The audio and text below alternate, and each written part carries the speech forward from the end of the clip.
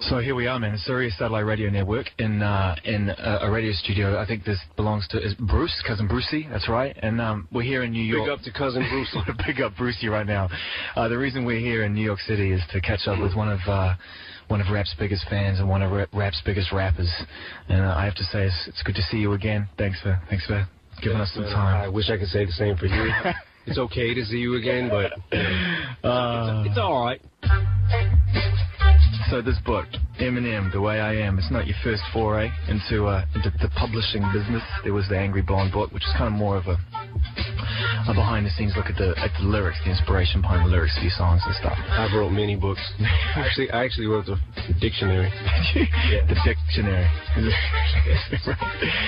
This book here, The Way I Am, is more of it's like a more personal trip through your journey. It's like a personal glimpse into the journey, into the inside, into the career and the mindset of.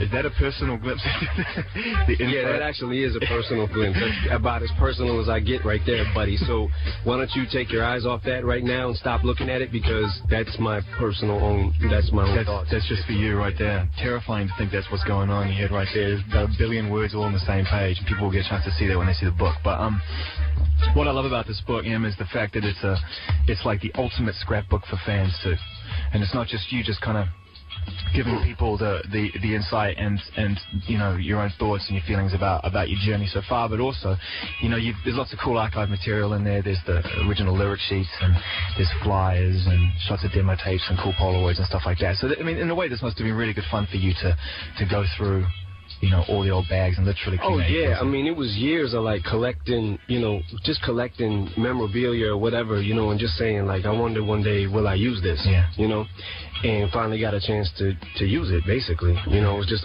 a bunch of stuff that was stacking up at my house and my office, like just. It's like, wow, I wonder if one day I'll get a chance to do something with it. But this was the perfect thing to do it with, I think. There must be some funny moments, too, some moments where you had to laugh at yourself when you picked out some Polaroids and like, I completely forgot I wore that jumpsuit. Yeah, I don't know about the jumpsuit, but like the training bras and the panties and that. Yeah, no, there's a good one there. And what I like about that particular suit there with the artwork that you've done, did you do that artwork yourself? Oh, yeah, I used to fabric paint on pants. Everyone used to do that. I remember when I was coming up into rap music as well, the hottest thing at the time was getting like T-shirts with your own picture on it or whatever, and done by a local graffiti artist or whatever. That was like it.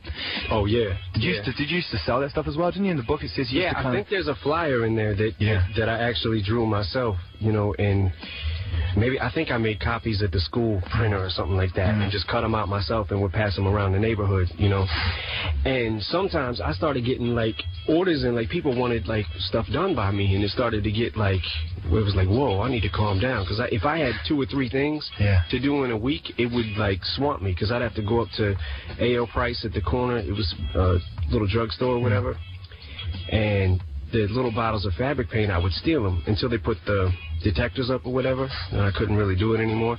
But they used to be real easy to swipe, but they were like $3-4 a piece. So I used to just take those and the statute of limitations is up, by the way, on that, so I can't get in trouble. But you're clear. No, I mean that's basically how I would do it. Then I would go back to my house and just paint.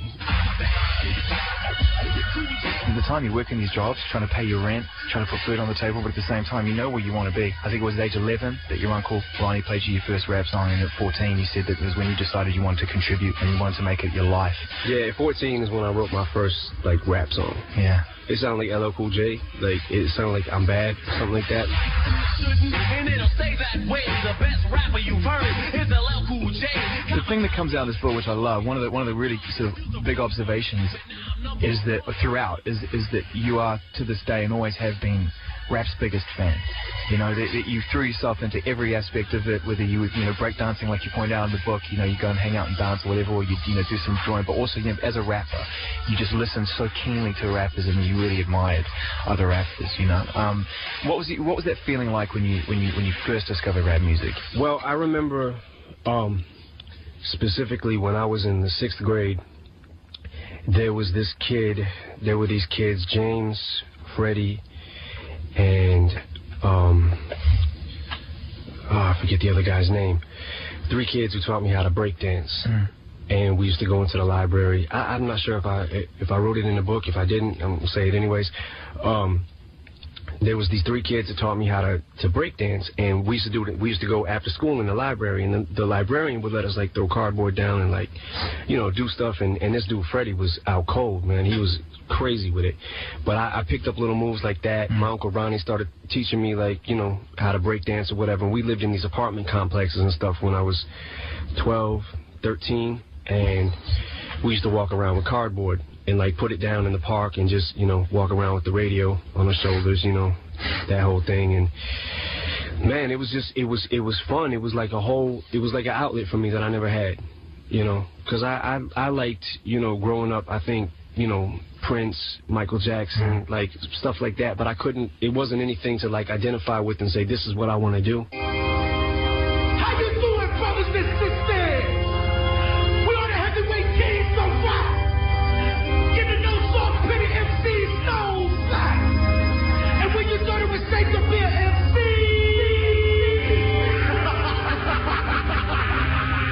busted!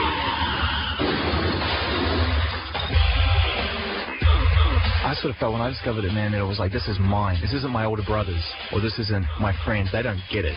This is specifically mine.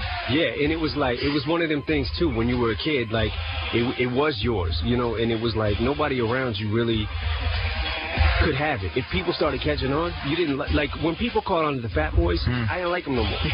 You know what I mean? And I'm not saying anything bad about the Fat Boys. I love the Fat Boys. Someone had to do but it. just when Crushing came out, it was like it wasn't that it was a good album. It wasn't that it wasn't a good album. It was that everybody knew who they were. So it was like, oh, I gotta find me some more underground shit. You know what I mean? So it was like.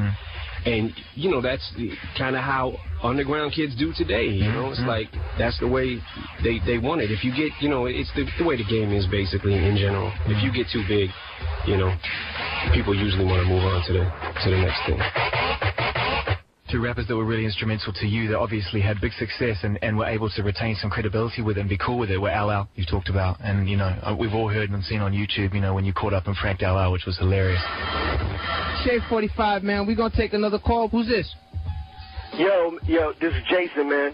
All right, Jay, where you calling from? I'm calling from Miami. What's up, baby? You know, I've been a diehard LL fan, you know, since the first album.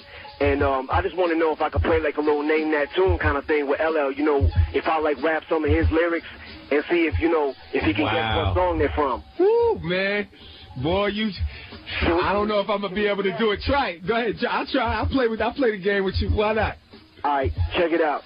I write rhymes that shine like lipstick. So much material, but not materialistic.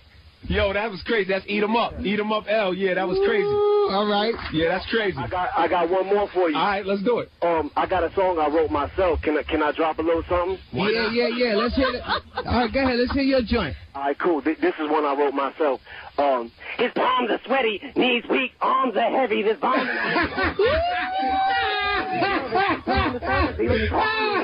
All right, man. I love it, B. Ladies and gentlemen, Marshall Mathers on the phone, CEO Shave 45. There was some very good LL Cool J impersonating going on there. Oh, thanks. I wasn't really good with the disguise of my voice. I was like, how am I going to... If I talk like this, he's going to know who I am. Yeah. You know what I mean? So I was trying to find out, like, just trying to make my voice deeper. Just to be able to get into it, because I thought he might... Well, when you see that it's you, like, because obviously it's Eminem pranks LL Cool J, you can work it out. But for him, being in the studio, he's got... Well, he didn't sound like he had any idea who it was. It didn't sound like he had any idea who it was even initially when you dropped it. And then he was like, oh, okay. Because it took him a second with Lose Yourself to work out that it was you. I thought that was hilarious. But there was also the Beastie Boys, and I know you read in the book. To me, the way you described your feelings about the Beastie Boys and License to Ill on that tour, that was almost like your punk rock moment. You know, like in punk rock, when kids see, when bands sort of Sex Pistols do it or the Clash do it, they're like, I can do it. It's not out of my reach. When I saw the Beastie Boys, I remember I was sleeping on a couch somewhere. I think I was at one of my mother's boyfriend's houses or something at the time, and I seen the video come on TV, and I was like, holy shit.